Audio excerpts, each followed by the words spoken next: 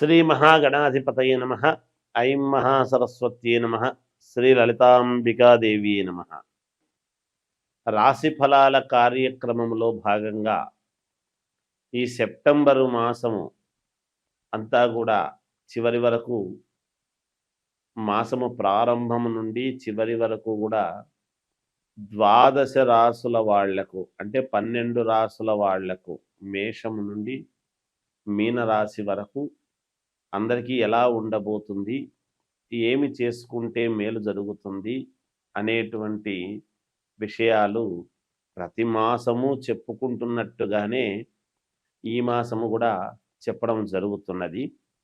అయితే ఈ మాసంలో 1వ తేదీ నుండి చివరి వరకు అన్నప్పుడు మధ్యలో వినాయక చవితి పండుగ వస్తూ ఉన్నది.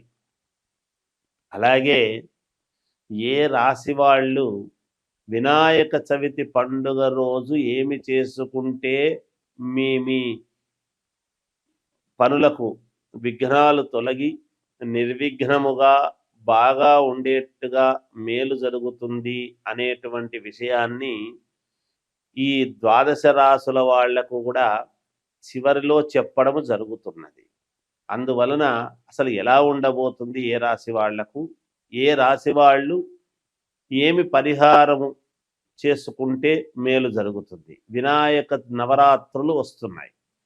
ఈ వినాయక నవరాత్రులలో ఏదో ఒక రోజు, ఏ రోజైనా పర్వాలేదు, ఏమి పాటిస్తే మీకు మేలు జరుగుతుంది. 11 రోజుల లోపల మొదటి రోజే అందరికీ కుదరకపోవచ్చును కదా.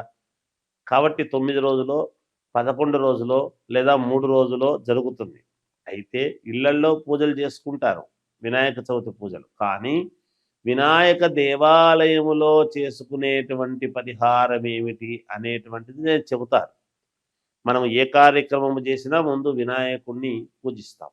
అలా మేలు జరగడానికి మీకు తెలియజేస్తున్నాను. పూర్తిగా విని శ్రద్ధగా అవి పాటించండి, తప్పకుండా మీకు విజయము లభిస్తుంది అనేటువంటిది తెలియజేస్తున్నాను. ధనుస్సు రాశి వారికి ఈ సెప్టెంబర్ మాసం అంతా కూడా ఎలా ఉంది అంటే పర్వాలేదు, బాగుంది అని చెప్పాలి. స్థిరాస్తి కలిసొచ్చేటువంటి విధముగా ఉన్నది ఈ మాసములో ధనుస్సు రాశి వాళ్లకు.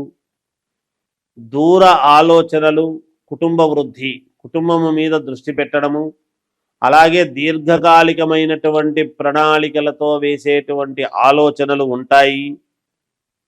వృధా భ్రమణం అంటే వృధాగా తిరగాల్సినటువంటి పరిస్థితి వస్తుంది. ఒకసారి బట్టి 4 సార్లు ఒక పని గురించి తిరిగి ఆ పని కాలేదే, అవలేదే అనేటువంటి చిన్న ఇబ్బంది అనేటువంటిది ఉంటుంది. ధనము వ్యయం, ఉన్నటువంటి ధనాన్ని వ్యయం చేసుకోవటం జరుగుతుంది. అనూహ్యముగా ఖర్చు పెట్టాల్సినటువంటి ఇది ఏర్పడుతుంది. బంధువులలో ఎవరికో అనారోగ్య కారణముగా మీరు వెళ్ళి అక్కడ కాస్త ఖర్చు చేసుకోవడం కానీ, లేదా కించిత్ మానసికమైనటువంటి బాధ అనేటువంటి పడడం కానీ జరగవచ్చును. సకాలములో భోజనము, నిద్ర అనేటువంటిది లేక కాస్త శరీరానికి నలతగా ఉండి డాక్టర్ దగ్గరికి వెళ్ళి చూపించుకునేటువంటి అవసరము రావచ్చును. గృహమునందు శుభకార్యము చేయడం జరుగుతుంది. వెంటనే నిర్ణయం తీసుకుంటారు.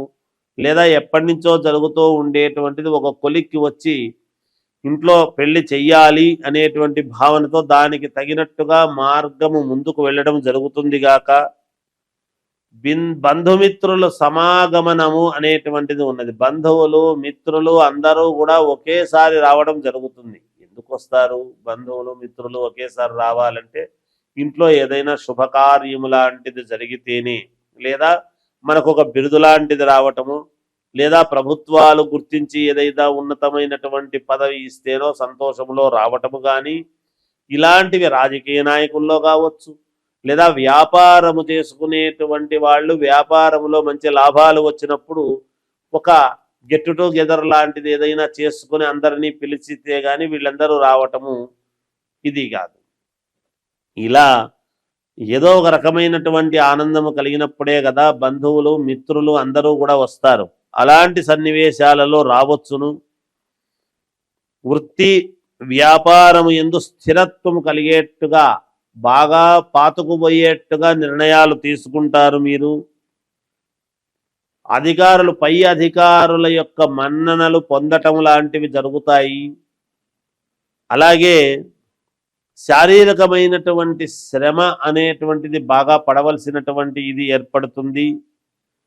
కాస్త ధన నష్టము అనేటువంటిది కూడా ఉంటుంది.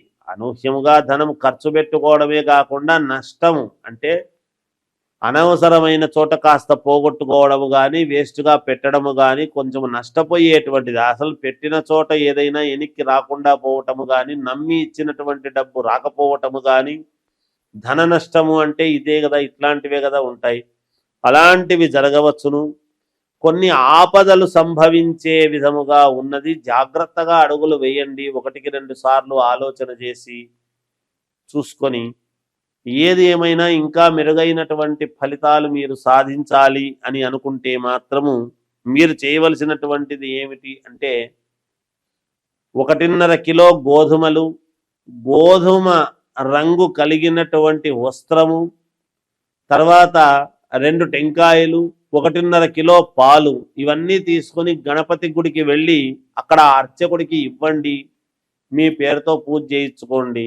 మీకు తప్పకుండా విఘ్నాలు తొలగిపోయి మీరు నిర్విఘ్నముగా ముందుకు వెళ్ళేదానికి అవకాశాలు ఏర్పడతాయి. జయోస్. భాద్రపద మాసము యొక్క విశిష్టత వైశిష్ట్యం ఏమిటి అని మనం ఒక్కసారి చూసుకున్నట్లయితే శ్రావణ మాసం అయిపోతూనే భాద్రపద మాసము వస్తుంది. భాద్రపద శుద్ధ చవితి వినాయక చవితి.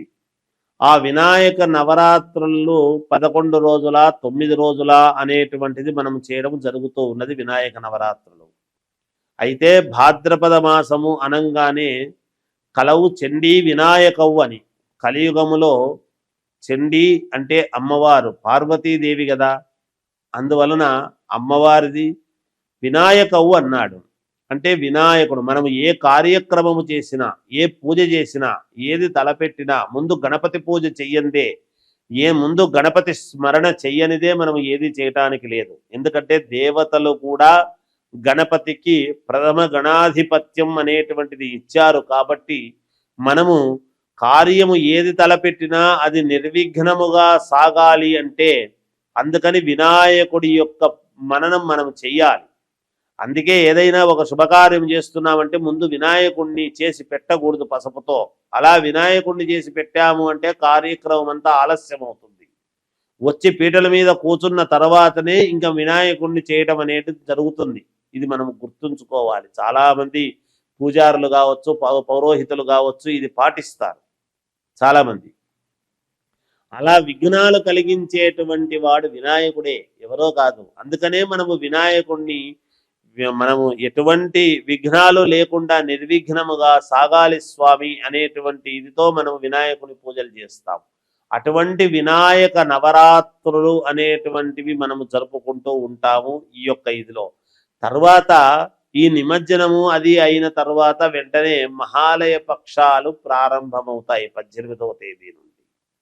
మహాలయ పక్షాలు అంటే ఆ పక్షమి 15 రోజులు మనం ఏమి చేయడానికి ఉండదు. మహాలయ పక్షాల్లో అంటే పితృకార్యక్రమాలు అవి చేసుకోవటానికి చాలా ఉపయోగపడతాయి. అంటే పొరపాటున గనక మనం ఎప్పుడైనా పితృకర్మలు చేయకపోతే లేదా పితృదోషాలు ఉండేటువంటి వాళ్లకు వంశపారపర్యముగా మేము ఎంత కష్టపడుతున్నా మాకు బాగా జరగడం లేదు గురువు గారు, ఏమి దోషం ఉందో ఏమో, మా జాతకాల్లో మేము అన్నీ చూపించుకున్నాము, మరి ఎందుకో మేము ముందుకు వెళ్ళలేకపోతున్నాము, మేము ఈ వ్యాపారంలో కలిసి రావడం లేదు, ఈ ఉద్యోగంలో నాకు ఇబ్బందిగా ఉంది, లేదా ఇది జరగడం లేదు అని వస్తారు. చాలా మందికి పితృదోషాలు అనేటువంటివి ఉంటాయి. ఈ పితృదోషాలు అనేటువంటివి ఎక్కడి నుంచి వస్తాయంటే మనము చేసేటువంటి పనులు మన పిల్లలకు రావటం అనేటువంటిది జరుగుతుంది. అందుకనే మనము పుణ్యము చేస్తే పుణ్యము పిల్లలకు వస్తుంది, మనం ఏదైనా ఇబ్బందులు చేస్తే ఇబ్బందులు పిల్లలకు వస్తాయి. అది గమనించాలి. అది అలాంటి పితృదోషాలు అవి ఉండి వాటి వలన ఎవరెవరికి ఎటువంటి పితృదోషాలు ఉన్నాయి ఏమిటి అనేటువంటి వాటి పరిహారాలు చేసుకోవటానికి మనము జీవితంలో ముందుకు వెళ్ళటానికి ఆ మహాలయ పక్షం అనేటువంటివి మనకు చాలా వరకు మేలు చేస్తుంది. అటువంటి సమయంలో గనక దోషాలు పోవడానికి గనక మనం చేసుకున్నాము అంటే మన జీవితంలో ఎన్నో కోట్ల రెట్లు మేలు జరిగే అవకాశం ఉంటుంది. ఎప్పటి నుంచో బాధపడుతుండేటువంటి బాధలన్నీ కూడా తొలగిపోయి మేలు చేసుకోవచ్చు. అయితే ఎటువంటి పరిహారాలు గురువు గారు అని అనవచ్చును. అయితే ఎవరి జాతకాన్ని బట్టి వాళ్లకు పరిహారాలు ఉంటాయి, ఎవరి స్థితిగతులను బట్టి వాళ్లకు పరిహారాలు ఉంటాయి. అంటే స్థితిగతులను బట్టి పరిహారాలు అంటే డబ్బు గురించి అని కాదు, జాతక స్థితిగతులను బట్టి, జాతకములో ఉండేటువంటి నవగ్రహ స్థితిగతులను బట్టి నేను చెబుతున్నాను. ఆస్తిపరుడైతే ఎక్కువ ఉంటుంది, ఆస్తి లేని వాళ్ళకైతే తక్కువ ఉంటుంది అని ఆ ఉద్దేశంతో అనడం లేదు.